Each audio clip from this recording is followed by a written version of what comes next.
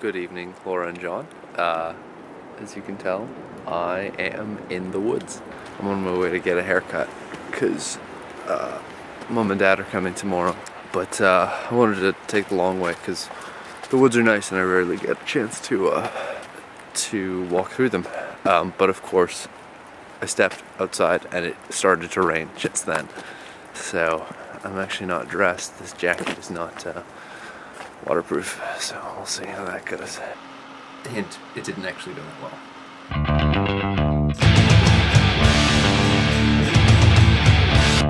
well. Soon after I filmed that, it actually started raining really hard and I had to stop filming. Do you like my haircut, by the way? I like my haircut. It's a little short, but it's nice. Anyway, I wanted to tell you about last week.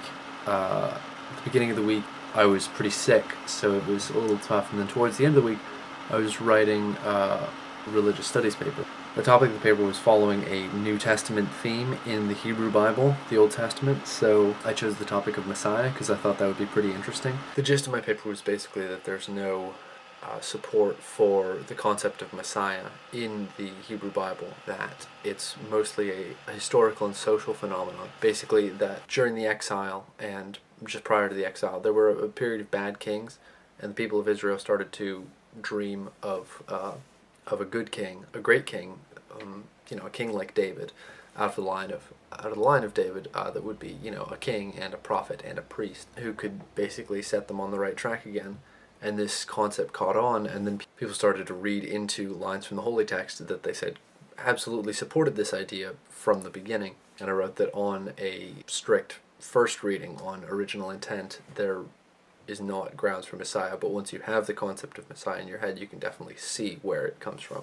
Anyway, so I wrote that, and then I went to class, and the professor started to talk about the second paper, and he was saying that you should be very careful to be respectful of the texts or of the religion, which is one thing, but he was applying the standard of, is what you're saying insulting to the religion? And I had problems with this because you could take a lot of concepts of critical analysis of the texts and of basically the paper I had just written. Critical analysis is insulting to ideology, and using the standard of is an idea insulting for whether the paper's good is problematic to me.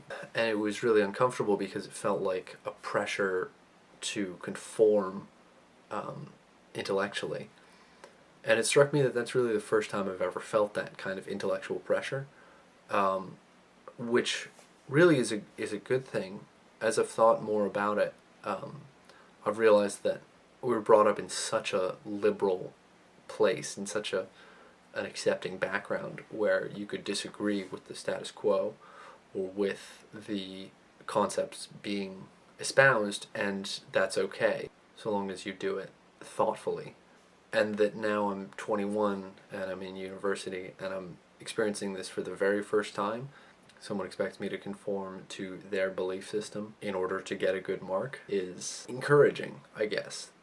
Anyway, that's what I've been thinking about. Have you guys ever felt that need in classrooms or anything to write what the professor wants to hear? Because I never have before, and it's an interesting experience. It's not a nice feeling, but it's, I guess, a good experience to have, and in the controlled environment of a university where that's actually strictly disallowed.